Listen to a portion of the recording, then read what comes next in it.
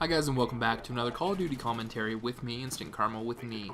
Today I got some gameplay coming to you off of the game Black Ops, and honestly, you won't be seeing much Modern Warfare 3 gameplay coming from this channel in a little while. If I run out of gameplay and I only have what's stocked up on Modern Warfare 3, I might bring it back then. Or if I do some clan matches, you might see it there too, but I just have not been enjoying the game, but I have got on Black Ops and really been enjoying that. This gameplay actually isn't very recent at all. It's back in the heyday of Black Ops, before Modern Warfare 3 came out. It's some gameplay that I had saved up on my file share, went back there the other night and actually decided to start watching some of that stuff and see how I played back then, and I think my techniques may be a little bit better. I have gotten a bit rusty just because I haven't been playing the game very much, and it is quite a bit of a contrast, between Black Ops and Modern Warfare 3. But enough about the gameplay. Today I do have a topic for you, and it's one that's been weighing on my mind for a little while here, and it's something that changed the gaming community overall back in, I think it was 2005. And then there's been some changes ever since then, but what that mainly is what we're watching here, some online multiplayer. To the best of my knowledge, came out with Xbox Live back in 2005, and kind of changed the way that people gamed overall. Before that we had games, most notably for shooters was GoldenEye, and you were able to sit down and play with whoever you wanted to. It was easy to pick up, because everybody was around the same game level. You could go online, you could play the campaign. Some games had bots, but very few did. And even with those bots, as we saw in Black Ops, it doesn't really match up to human player level. But people could just sit down, pick up the game, and play it, and have a good time playing with their friends and family.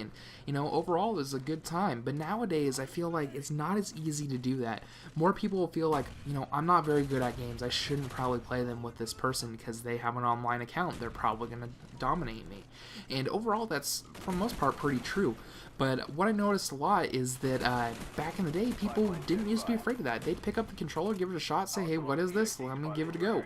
And you were able to sit around and play and enjoy the time. The reason I bring this up is because my first online experience was with Halo 2. It was a lot of fun. It was the first time I'd ever gone online and played, and my brother had an online account before me. And I should have, been a little bit more privy to this whole idea when he was having it happen. But, every night I'd go down there, well, not every night, but on a generous basis, I'd go down there and play with my two brothers and my dad. We'd go down there and we would play some Halo with him and, have a good time overall. My older brother got Halo 2, and he was the first one with the online account because, I didn't really have a job at that point, didn't have money, so I wasn't able to have Xbox Live. So he was the first one to get that. Actually ended up winning a Mountain Dew competition where he got a free Halo 2 Xbox green one with a game and everything, and a year of Xbox Live. So that was our first experience with that. So he'd get on there, he'd play Halo 2, and he got really good at the game. And before we knew it, he was just dominating us non-stop at Halo 2. But then I got my account on Xbox Live, and then my older brother and I were the only ones that were really able to play that game. Everybody stopped playing with us. They're like, you are too good, and it's no longer fun for us, we just spawn and die. And so I feel like in that respect, online gaming has kind of shifted the way people play. It's nothing that people really pick up anymore and can just sit down and have a fun time with, at least in the shooter genre or the competitive online scene. We still do have games like GTA and Uncharted and things like that don't have a mainstream multiplayer, at least not to my knowledge. Feel free to correct me in the comments. I always, I welcome that. But I feel like the whole aspect of multiplayer gaming has changed, in my opinion, for the worse. Now with that, I do want to say that I really enjoy what's happening with multiplayer gaming. Since I have decided to become a part of that community and get good at games, I'm always able to play with somebody 24/7. So there's the bright side there. I can meet people through Xbox Live. I can play with, my cousin who lives halfway across the state, and I don't see him very often because, it's not that big of a state. It's not like California or anything, but he's a healthy ways away. And now we get a game on basically a daily basis. And my clan members, I never would really have a clan or an idea of that because they live, some of them live out in the East Coast, and, obviously I'm not going to be getting together with them to play.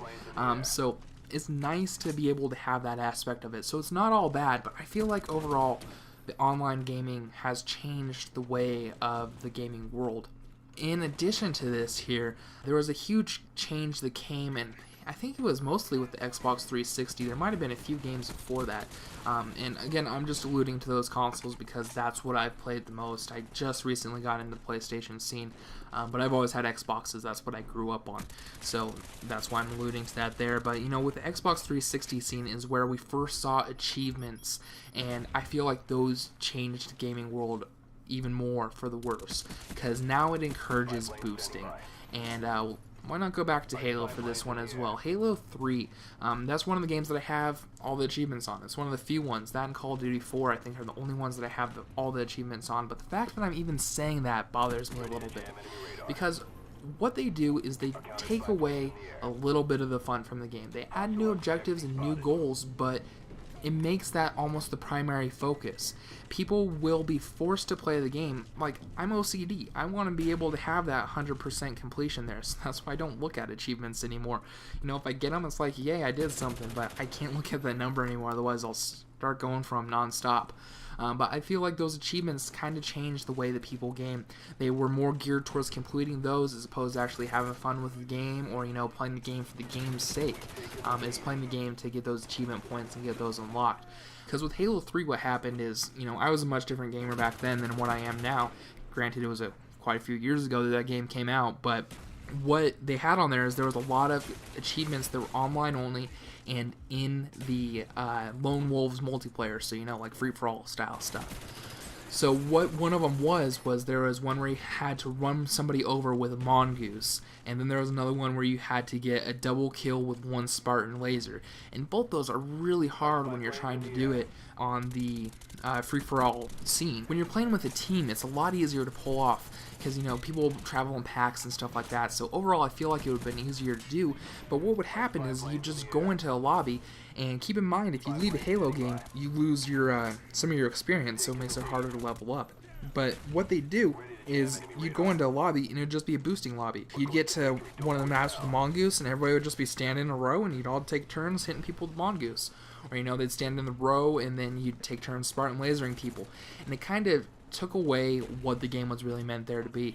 You could still play it for that, but it was just kind of a bummer when you get into a lobby and have people just solely going for achievements. And again, they do add a little bit of interesting aspect to the game. You can go in there and you can try to get your achievements done, stuff that maybe you hadn't thought of before. But for other things, it can just be aggravating. It's like, I'm never going to be able to do that, never going to be able to get that to 100% completion. And it kind of changes the focus of the game from just having fun to making it something that you have to accomplish and something that they're going to reward you for, something you wouldn't normally do. So maybe I'm just being a little bit nitpicky here, but that's my 2 cents on the subject and something I've been wanting to get off my chest for a while here. So hopefully you guys enjoyed this gameplay that I put up here today and the commentary as well. If you did, please make sure to leave a comment and a rating. Whether you liked it or not, like to see those thumbs up and thumbs down. If I'm getting those thumbs down, that means I'm probably reaching an audience I haven't reached before. So anyways, thanks for checking this out, guys. I'll catch you next time.